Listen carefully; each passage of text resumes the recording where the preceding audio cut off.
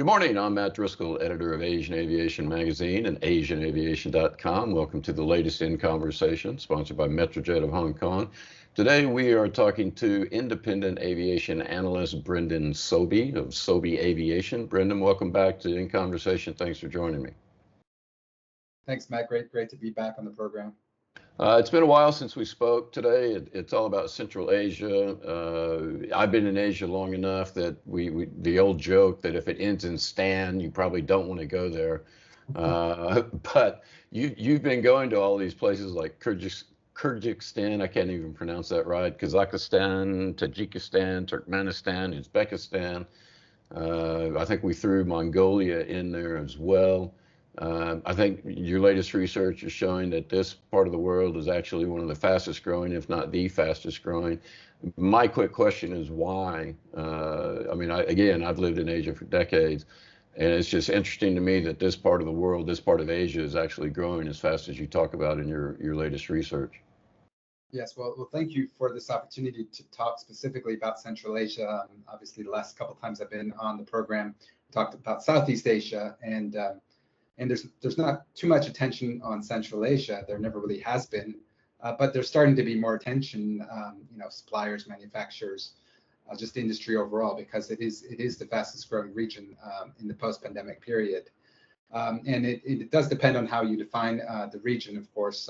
There's 5 Central Asian countries, which makes it, by far the smallest kind of region in the world. But there's also other countries, like in the Caucasus, you have the countries like Georgia and Azerbaijan and Armenia, and then you also have Mongolia. So often I include these countries. It's also part of my work under Asia Development Bank, in particular with the CAREC program, which is the Central Asia Regional Economic Cooperation, which is kind of like a loose kind of version of ASEAN for that part of the world. And that includes a couple of the other countries in the vicinity of Central Asia, as well as the core countries.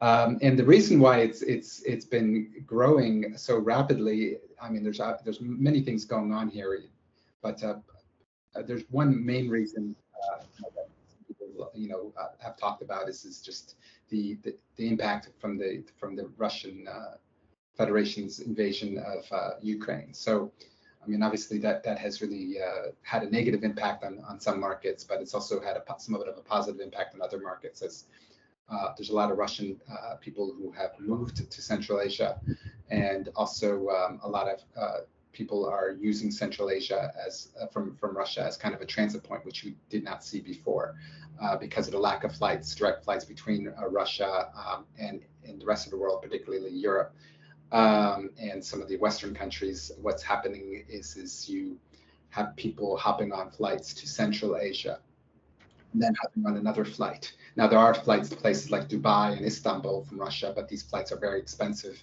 So it's often more attractive from a price perspective for Russians to get to the rest of the world via Central Asia. And a lot of them have moved there temporarily or even permanently. But that's not the only reason. There is growing demand for Silk Road countries. From a tourist perspective, it's on a lot of people's bucket list. So the inbound market is growing, and also just the local population, not just the Russians, but the Central Asians.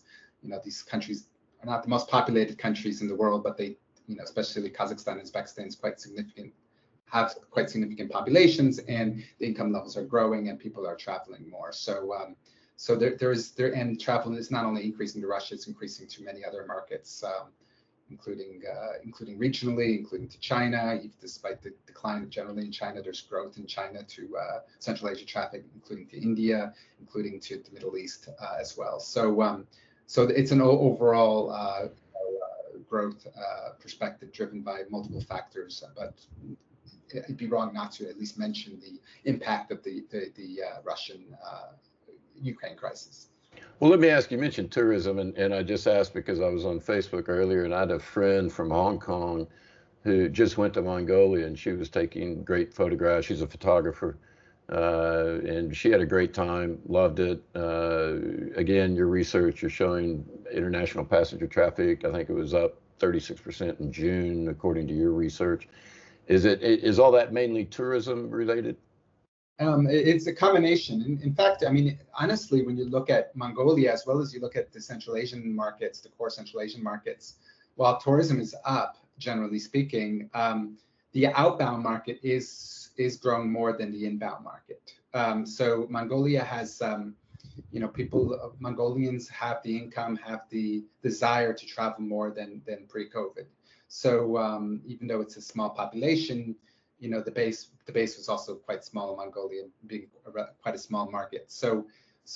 But tourism is increasing, and what's happened in Mongolia, which is some of my latest research that's actually not yet published, is looking at visa liberalization. We had visa liberalization in many of the Central Asian countries, started just before the pandemic and has continued. But in Mongolia, it's been very recent. They had massive visa liberalization at the beginning of last year. So all of Europe, Australia, New Zealand became visa-free. So that and as well as South Korea, and South Korea is actually the big one because South Korea is their key source market, and we've had massive growth, in particular from South Korea into Mongolia. So the visa facilitation, which we've seen in many markets around the world, it's been a positive trend in Mongolia. But it's actually a lot of the demand, and in fact the faster growth, honestly, is the outbound rather than the inbound segment. I'm curious about the carriers going into and out of Central Asia. I mean, is it? We talk about, for example, Air Astana in Kazakhstan. They've been growing a lot. You've got Miat in Mongolia. All of that. Is it mainly homegrown carriers that are getting the business, or are you seeing international carriers going into and out of the countries as well in Central Asia? It's both. There's been a massive increase in foreign airlines in most of these markets, as well as not only the existing local airlines, but new local airlines. I mean, Uzbekistan, for example, was a monopoly from a local airline perspective until just a few years ago, and now you've seen several airlines, more than 5, enter the market in a very short period of time. So new private sector competition, to give you one example.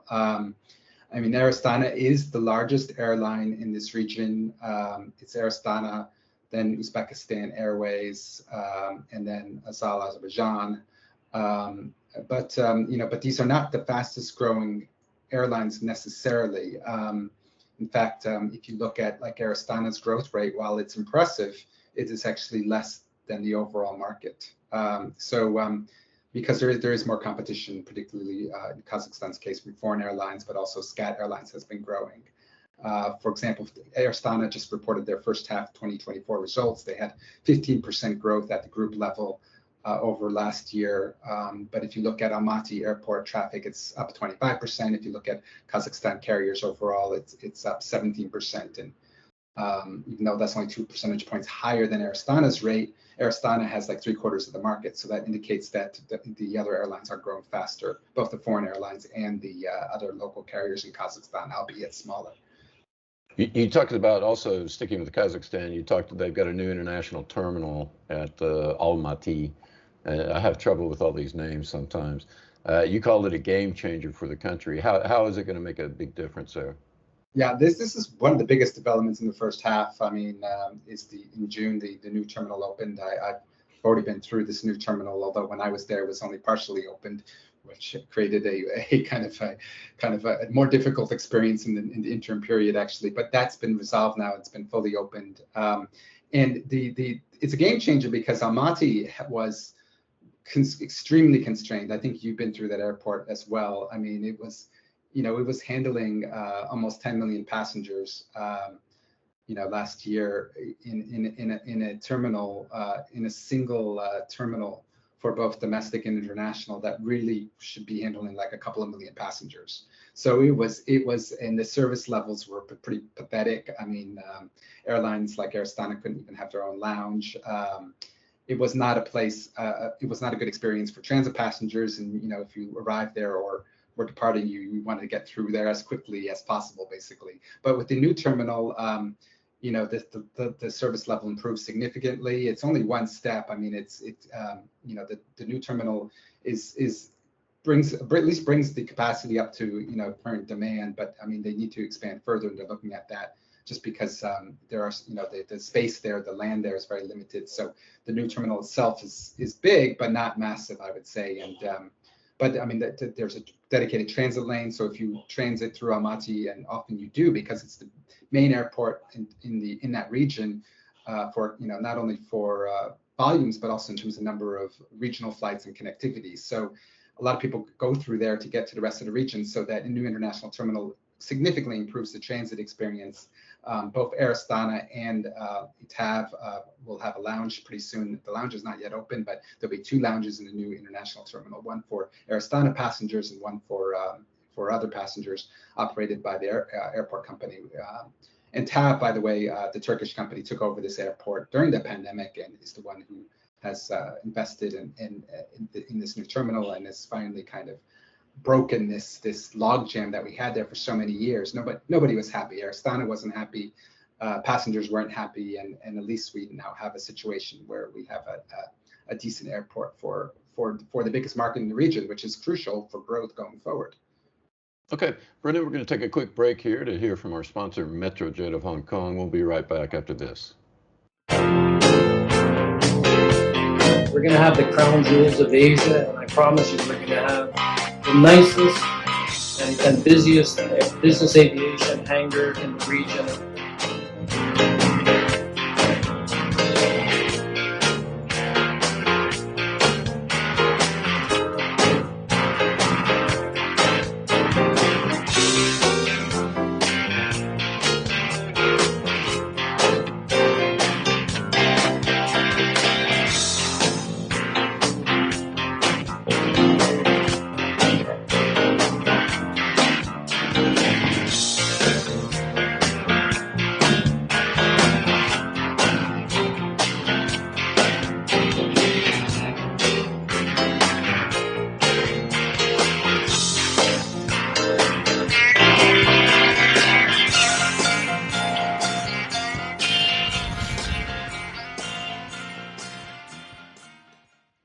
And we're back. We are in conversation with independent aviation analyst Brendan Sobie. We're talking about Central Asia today. Brendan, welcome back again. I was reading some of your research, and I love this name, Dushanbe, which is in Tajikistan. I hope I pronounced that right. I always remember Dushanbe because there was an old movie with Chevy Chase and Dan Aykroyd called Spies Like Us. And they were on the road to Dushanbe, being chased by Russians and all that. So it's kind of interesting. I think you said it's the world's fastest growing air transport market recently. Is that right? It's got 4 airports, all of that. Tell us about Tajikistan. Yeah. So I mean, if you look at like international capacity, like now compared to pre-COVID, they rank on the top, and on the airports there have had some of the fastest growth. I mean, it does depend on how you look at the figures. It has slowed down somewhat this year. So if you look at first half 2024 versus first half 2023, you have markets like Azerbaijan, another market in the region, which has actually overtaken Tajikistan and Uzbekistan and Kyrgyzstan, some of the initial fast growing markets post-COVID. But still, if you look at versus 2019, Tajikistan is up there at the top, which a lot of people don't know about, and which I pointed out recently in a LinkedIn post. But I'm also doing research there as part of some projects with ADB and Carrick. So I've been there recently, and will be there again this year as well. And it is really a fascinating place. It's a lot of people don't know about it. Interestingly, I went there after the Dubai IATA AGM, and I was asking all these people, or people were asking me like, "Oh, am I going back to Singapore after Dubai?" I was like, "Oh no, I'm going to Dushanbe," and like nobody knew where it was. So it's a great destination, and friendly people, great for hiking. Kind of not too you don't have congestion or the crowds that you have in other destinations, obviously. So it is a great place, and it's another visa-free country as well now for most people. I mean, so you can enter a lot easier than you could a few years ago. So there's the drawback, of course, is getting there. It's hard to get to, and connectivity, particularly in the secondary destinations in Central Asia, are very difficult. And as I was pointing out in the LinkedIn post about Tajikistan, a lot of the growth has been driven by Russia, which accounts for 85% of its international traffic, more or less. So they benefited, like I was saying at the beginning, from the Ukraine situation. A lot of the growth between Tajikistan and Russia has been significant, as has the growth between other countries like Kyrgyzstan and Uzbekistan to Russia. But because Tajikistan was very reliant on Russia, 85% to begin with, obviously that has helped propel its growth. However, it is starting to diversify. We do see growth in the non-Russia flights as well now, although the base is very small. So it's not just Russia growth now. It is growth on other routes, but the space is very small. It's a relatively small market, a few million passengers per year, and it's so if you remove Russia, like the market is less than 1 million in terms of non-Russia, but it is growing, and it's I think more people are paying attention to it, and tourism is a driver as well as outbound growth, as Tajiks are traveling more now. Okay. You mentioned Uzbekistan earlier, and I think you've been there several times, but you were talking about, I think in some of your research, that some new policies are helping the sector prosper there a little bit. What are the new policies, and what are they focused on to help grow the aviation there? Yeah, I mean, there's several new things that have happened over the last several years. I mean, Uzbekistan was under a dictator for many, many years, back from the Soviet era, and when he passed away, it was less than 10 years ago, I think now, but several years ago, then things started to change, and they opened up the country to tourism, and they started gradually liberalizing in terms of from a policy perspective. And I mentioned earlier we were talking about the main airlines in the region, like Air Astana and Uzbekistan Airways, but we've also talked about briefly new airlines, and Uzbekistan is where we've seen the most startup activity. We've had several airlines start up there, and again, that was also a policy change when they decided to end the monopoly of Uzbekistan Airways. And it was not just opening up the airline sector to competitors; it's opening up the entire sector, because until about 5 years ago, Uzbekistan still had the old Soviet-style vertical kind of structure for the aviation industry, which means Uzbekistan Airways controlled the airport, they can control the air navigation department, they controlled everything. They pretty much controlled the aviation authority as well. So they've separated all that out. You have a more independent aviation authority, like you do in a lot of other Central Asian countries now, which is quite crucial for many reasons, obviously. And you have a separate airport company, Uzbekistan Airports, which is still government-owned, but they've been on a privatization drive, Samarkand being the first public-private partnership in Uzbekistan. That airport, the new Samarkand terminal, opened a couple of years ago. That has grown significantly, more than doubled in size since that happened. And you also have new airport projects in Uzbekistan being pursued now, both privatization of existing airports and new airports, several new airports, including a new airport planned for Tashkent. Again, this will be done mainly through private sector participation. So you have private sector participation in airports, and you have private sector participation in airlines.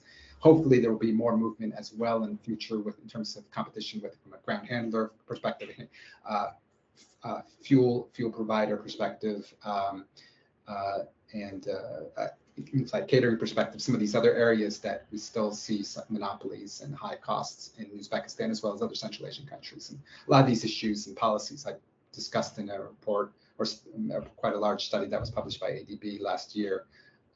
So policies have changed in Uzbekistan significantly, but there's still more to go. And as more of that happens, it will, of course, hopefully facilitate more rapid growth in Uzbekistan, and similarly in other Central Asian countries. Okay, Brendan, we're running out of time a little bit, so I'm gonna kind of last question here. What are the highlights in Central Asia? What can the region look forward to, and what does the region need to worry about in terms of aviation? Well, I mean, it can look forward to more rapid growth, and I think everybody in the industry should be paying attention to this region, just because it is the fastest growing region. I mean, we had 30% growth already last year compared to 2019, and we had another 20% growth or so in the first half of this year overall in the region, which even with a low base, that's extremely impressive. And companies need to start paying more attention if they haven't already to this region, because there's a lot of opportunities to do business in the aviation space and the aviation ecosystem to help further develop this region, both the local airlines as well as the foreign airlines coming in, and also from the airport perspective, because this growth has put pressure on the airports significantly. We're just talking about Uzbekistan airports, but if you look at the region, there's a lot of, and we were talking about Almaty earlier as well, there's a lot of new airports or expanded airports planned, because the growth has been so rapid. It's obviously put a lot of pressure on the existing infrastructure, and the capacity is insufficient in many cases. So we have expanded airports planned for Baku, a new airport planned for Tbilisi. I mean, just to name a few, several airport projects in Kazakhstan as well, either mainly expansion or new terminals. So there's a lot of attention on the space, and I should say that also this market consists of 8 or 10 countries depending on how you define it, but virtually all these markets are growing. Some grew more, I would say, like in the earlier pre-pandemic period, and some are growing more this year, like Georgia and Azerbaijan are actually, Azerbaijan, I was just mentioning in a post this week, was the fastest growing market in the first half of this year. 40% growth in Azerbaijan in the first half of this year. Georgia grew 30% in the first half of this year. Georgia and Azerbaijan were a bit slower, particularly Georgia in the initial post-pandemic period, but are really accelerating now. Uzbekistan still plus 30% this year. You can go on and on. Some of the markets might have dipped to 15 or 20%, and that's like low compared to what we had previous years. Like Kyrgyzstan, Tajikistan is down below 15% or so this year, but we already had those markets increase by well over 50% post-COVID between 2019 and 2023. So it's just staggering. Every market is different. Of course, in terms of the growth rate and what's happening currently with the policy environment, but overall, there's the trends are really impressive, and it's a market that really deserves more attention. And fortunately, it's starting to get more attention, but I feel that this trend is going to continue. And I really thank you for giving me the opportunity to talk about this market, because the media doesn't focus on it too much. You do have quite a lot of coverage about Aristan and Kazakhstan, sometimes Aristan being publicly traded now, but beyond that, you just don't hear much about airlines and these markets. So I really appreciate, Matt, this opportunity and your to focus on Central Asia today. So thank you. No problem. I'd love to go there. Brendan, we're out of time. Brendan Sobie, founder and head of Sobie Aviation in Singapore. Thanks for joining me in conversation.